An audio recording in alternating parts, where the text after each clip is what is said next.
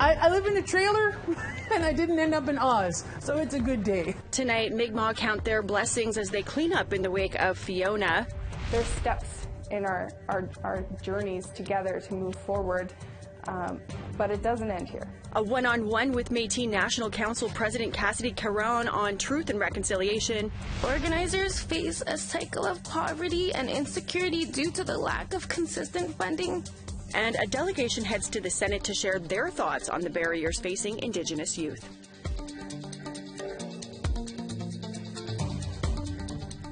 Good evening. Welcome to APTN National News. We begin tonight on the East Coast where Hurricane Fiona brought destruction and damaged landmarks across that region, but it also drew Mi'kmaq communities together in the face of calamity.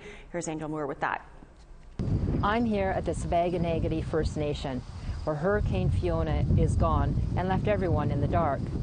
As you can see behind me, the street is blocked off with downed power lines from a fallen tree. As the community recovers, a warming center and hot meals are available. That is 4 cents fry bread. Sharon Maloney has been cooking all day, happy to help out. Maloney says about 200 people come to the center every day. The Mi'kmaq community is about 70 kilometers north of Halifax. They were low on snacks, so I looked around at my house and I have a lot of stuff, so I just brought it down and made 4 cents for them all day.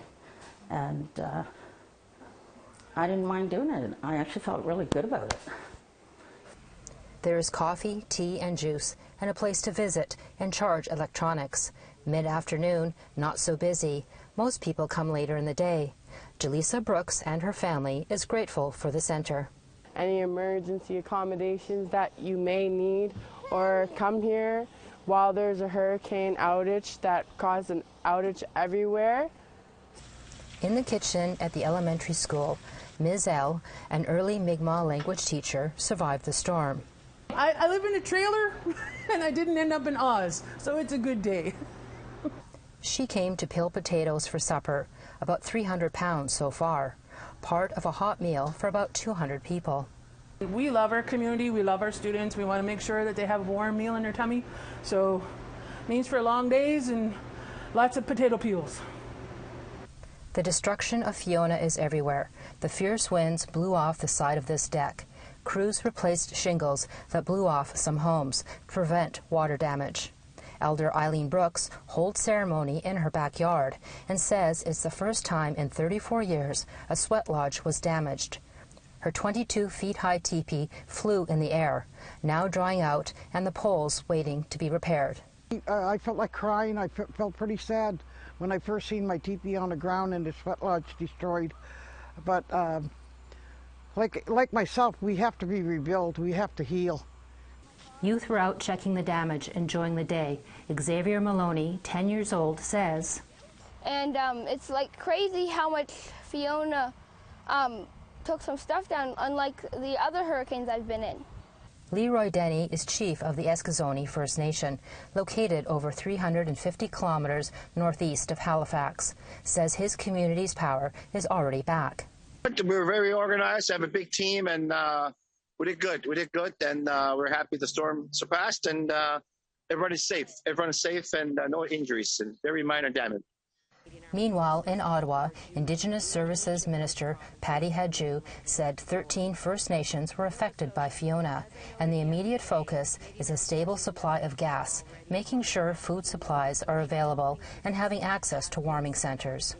I have spoken with my colleagues and certainly ensured the need to keep First Nations communities prioritized in terms of access to fuel supplies. I think that is probably their main concern right now, but they are focused as well on the recovery of their fishing supplies and boats, in particular as it relates to their ongoing livelihood. As communities deal with the power outage, Brooks says it may be a blessing in disguise as she gets reacquainted with her neighbors. Now we're going around visiting, eating, people's cooking for us. It's just beautiful. Recovery is expected to last a few more days. Angel Moore, APTN National News, coming from the Sipekne'katik First Nation. Great to see that, Angel. Thanks so much. The Samson Cree Nation in Alberta is going through a rough patch after a string of violent incidents over the summer, including 2 murders. Here's Chris Stewart with a first in a 3-part series examining the problems, the calls for action, and possible solutions. The Samson Cree Nation, located an hour south of Edmonton, is continuing to have problems with gangs, drugs, and violence. In July, the community helped host Pope Francis. But the community of over 6,000 on-reserve band members has crime numbers that are staggering. APTN looked into serious crimes for Samson from January until now, from reports from the RCMP in Alberta.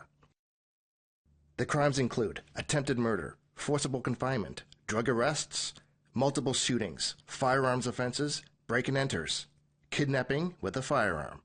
Many of the suspects are still at large. The RCMP say there have been 4 homicides this year in Musqueam, which consists of 4 communities, with Samson being the largest. 116 crimes involving a firearm from January to August, 93 other firearm offenses, and 760 assaults from January to August. That averages 2 per day, and residents are fed up. Lucy Johnson is a frontline court worker. APTN showed her the list of serious crimes in her community of Samson. I was just provided this from APTN from January to up to today's date on the violence. This is an eye glaring on what we're dealing with. And we're not talking aggravated assault or common assault or things. We're talking murder. We're talking murder on some of these things that we're dealing with. How do we start the conversation to try and get our community healthy? Is this what we're leaving to the next generation? She says that it's hard seeing families being destroyed by gangs. She wants action from Chief and Council. It's so disheartening to see that the violent acts towards our First Nations members on Samson Cree Nation and how it enthralled through violence through our community. It hurts because we know the people. We know the ones who've lost their lives. We know the ones who actually are the perpetrators. You know, it hurts because at the end of the day, we all have to still live here together. Trina Susay Nanamihu lost her son Jeremy. He was shot and killed on September 2nd, getting snacks at this convenience store. She says violence continues to escalate, and she has had to step in to fight it, physically. After I buried my son on Friday, the next day, Saturday, I was stopping a gang fight and I was stopping another fight because I don't want to see it anymore. You know, it's right outside my door. And I knew that even if I phoned the cops or security, they're not going to be in time. I had to stop it because somebody else was going to die. Trina says she is talking about violence because she wants it to end. And I do this because I told my son that I'm going to speak up, son.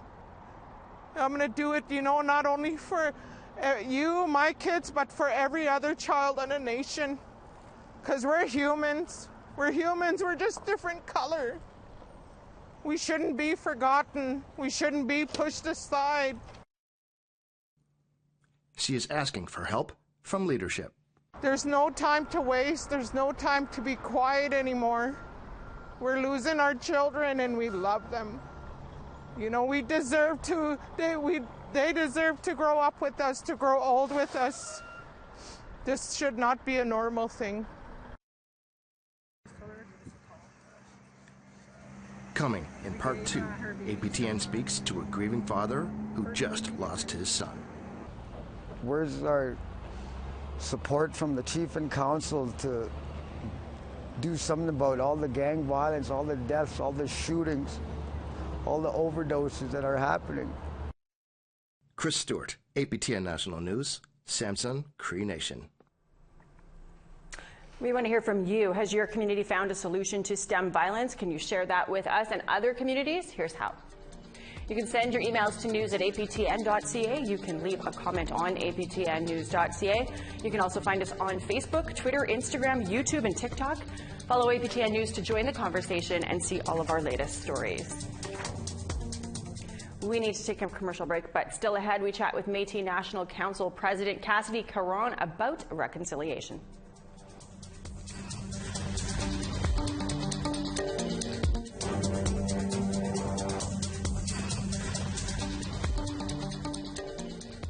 Welcome back. The president of the Métis National Council sat down with our Tina House for a one-on-one about reconciliation and her plans for the Métis Nation as she celebrates 1 year in her term. Here's that. Cassidy Caron, it's so nice to have you here, Métis National President. Welcome to Vancouver. Thank you so much. I'm grateful to be here. Well, it's really nice to have you join us. So it's almost been a year now since you've been in office. Tell me what you've been up to. Yeah, it has been one incredible year, one very incredibly busy year. On September 30th of 2021, I was elected into this position, and I thought I understood how much work we had to do when I was going to step into this position, and I certainly was right. There was a lot of work to do. We, day one, hit the ground running in a lot of different areas that we saw need for improvement, rebuilding, bringing together. And so really spending a lot of time in rebuilding the Métis National Council Secretariat. We had so much work to do in development of policies and procedures to make sure that the Métis National Council is a place and an organization that is transparent and accountable. And, you know, all the while rebuilding so many relationships with Métis people across the Métis Nation homeland, within families, communities, provinces, our governing members, but also rebuilding relationships with the federal government, rebuilding relationships with our relations, the Inuit and First Nation, who we work with at the national level as well. And of course, there's been some really historic and monumental events that have taken place in this past year, and things that I never thought I would see in my lifetime. And I'm so grateful for all of the experiences. Most of all, though, grateful for the time that I've had to spend with Métis citizens in communities. Let's talk about now your thoughts on, you know, the trip to the Vatican, hearing the Pope's apology, being at Musqueam, hearing him apologize on Canadian soil. Now what can we do further to advance reconciliation in this country? Métis residential school survivors deserve to be heard. Their experiences deserve to be heard. What they need to move forward in their healing paths, they need pathways to express what is it that they need. For many survivors, not all, and it's different for everyone, it was that apology from Pope Francis. And I got to experience those 3 Métis residential school survivors sit there and listen to the apology by Pope Francis. And for their healing, that's what was needed. And it was an incredibly powerful moment. Then fast forward to this summer when Pope Francis traveled to Canada and delivered an apology on Canadian soil, which fulfilled one of the Truth and Reconciliation Commission calls to action. Again, you know, we see some survivors receive what it is that they needed. And that's what it was about for me. If we could have even just helped one survivor move forward in their journey for healing, that would have been enough. Because all of those survivors, they were children. And they deserve dignity, they deserve justice, they deserve all that they need to move forward in their healing journeys. And all of these pieces that have happened over this last year, again, they're steps in our journeys together to move forward. But it doesn't end here. There's a lot more work to be done. You are literally fresh off the plane from London, England. You attended Her Majesty's funeral this past week. There's been a lot of, feeling about, should the Indigenous people have attended, an event like that with the monarchy and their involvement in residential schools in this country. What would you like to say about that? Yeah, I absolutely honor and respect everybody's feelings and emotions and opinions around this issue. It's extremely polarizing, and everybody has a right to express how they're feeling about this.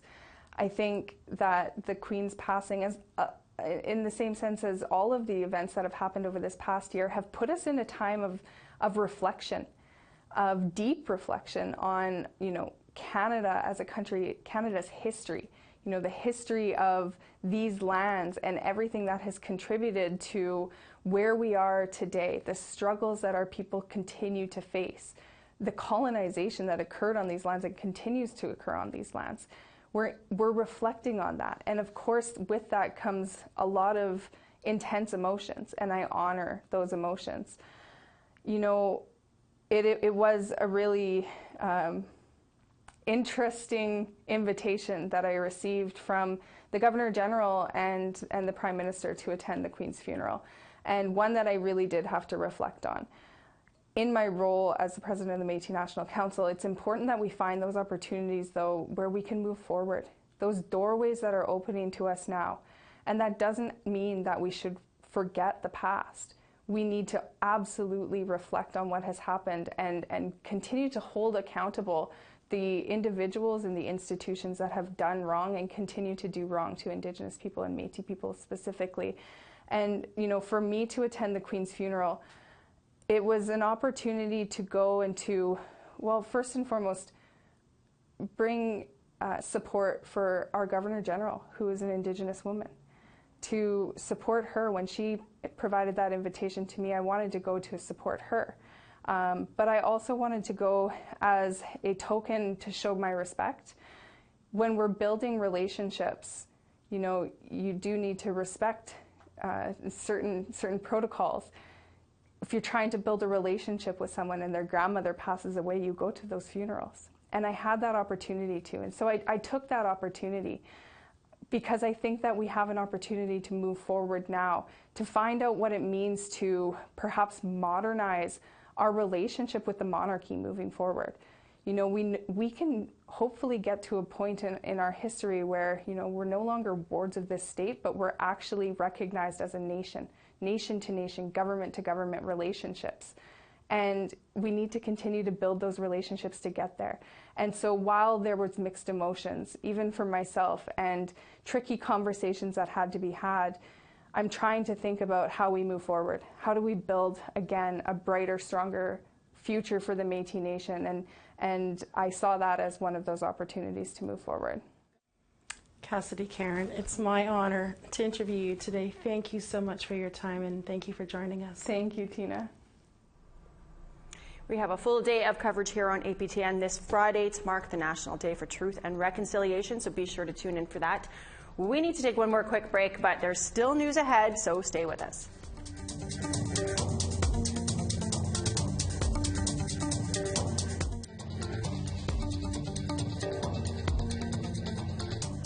Welcome back. It's time now for our photo of the day. Lauren Ducharme from Canastota, Manitoba has been keeping busy. She handmade 17 of these beautiful ribbon skirts and gifted them to the women in her family. That's beautiful to see that. Impressive work. Thank you so much, Lauren, for sharing. We want to see your family photos too. Email your photos to share@aptn.ca for the chance to be our next photo of the day. Now, let's take a look at tomorrow's weather. To the east coast, we've got cloud and 20 for St. John's, 21 and sunny skies for Halifax and Charlottetown. Kuujjuaq, showers and 5 degrees, and Ukjuaq 4 with a mix of sun and cloud. Gaspé, rain and 17 degrees. Montreal, mix of sun and cloud, 18 degrees expected there. 14 and showers for Ottawa. Peterborough, mix of sun and cloud, 13 degrees expected. Sunshine and 13 for Sioux Lookout. Big Trout Lake, sunny and 16. Puckatawagan, 21 and sunny skies. Rain for Churchill, 19 degrees. 18 and some showers for Winnipeg, 22 and sunny for Brandon. 31 and sunny, wow. Swift Current, 29 for Saskatoon and Regina. 26 and sunny for Meadow Lake, 21 and sunny for Stony Rapids. Showers and 25 for Peace River and Grand Prairie. 29 and sunny for Edmonton, 33 for Medicine Hat, sunshine there obviously. 26 with a mix of sun and cloud for Kamloops and Penticton. 18 showers for Prince George and Smithers, 13 and showers for Dease Lake. Mayo, 10 and sunny skies. Whitehorse, 11 and you get sunshine too. 10 and sunny for Fort Simpson. Wati, sunshine, 8 degrees. Same with you over in Wrigley. 0 and sunny for Inuvik. Tuktoyaktuk, mix of sun and cloud, 1 degree. New Yacht, flurries and 2 degrees. Whale Cove, 12 and showers.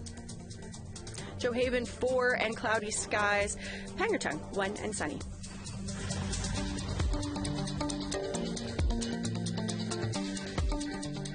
What is the meaning of truth and reconciliation? That's the question that the Senate Committee of Indigenous People put to Indigenous youth today, days ahead of when the country is to pause and reflect on the National Day of Truth and Reconciliation this Friday. Here's Annette Francis, what some of the youth had to say it means to them. 26-year-old Jamie Maxey is one of 5 youth invited to a Senate committee to share their thoughts on what truth and reconciliation means to them. Maxey says he's honored to be chosen to speak today. He grew up in the child welfare system in Toronto. He told the committee he's critical of what reconciliation is and if it can even be achieved with the current statistics. Overrepresentation in homelessness, incarceration rates, addiction, poverty, all those things, they all intertwine. So I really think child welfare reform is really needed in this country, because if kids are still being removed from their culture and their families, we're still doing the same thing we were in residential schooling, which is to kill the Indian in the Indian. Taylor Bain Tezako is Dene from Fort Nelson and Prophet River First Nations in British Columbia. She says reconciliation is a buzzword that's lacking in tangible outcomes. While she's critical of it, she hopes it can be reached, but it's going to take something concrete. I'm wearing my shirt that says land back. That's one thing that's sticking out is, like, you know, I think I believe reconciliation is possible when my people are, like, when our land is returned to us, when I can speak my language, when my nieces and nephews can speak my language, when I, you know, when this whole, like, institution is, like, all Indigenous, maybe that's when I'll believe that, like, they're actually listening. Gabrielle Fayon is co-founder of a youth-led organization called Assembly of 7 Generations. She got emotional when explaining how important her organization and others are to the Indigenous community and how they deserve continued funding. Organizers face a cycle of poverty and insecurity due to the lack of consistent funding. They face displacement without spaces to organize and gather. And we face burnout. The committee assured the youth their concerns were heard and action will be taken. Annette Francis, APTN National News, Ottawa. Thanks, Annette. Remember that APTN will have a full day of programming for September 30th, the National Day for Truth and Reconciliation. Our newscast will start a half hour later than usual that day to allow for a special viewing of Road to Truth, a half-hour documentary by reporter Tina House. It explores what transpired over the last 2 years since the discovery of unmarked graves in Kamloops. Be sure to tune in for that, and also join APTN this Friday. Lots of amazing programming that we have in store for you to mark the day. We are all out of time for your news tonight. Thanks so much for joining us. I'm Melissa Ridgen. Have a great night.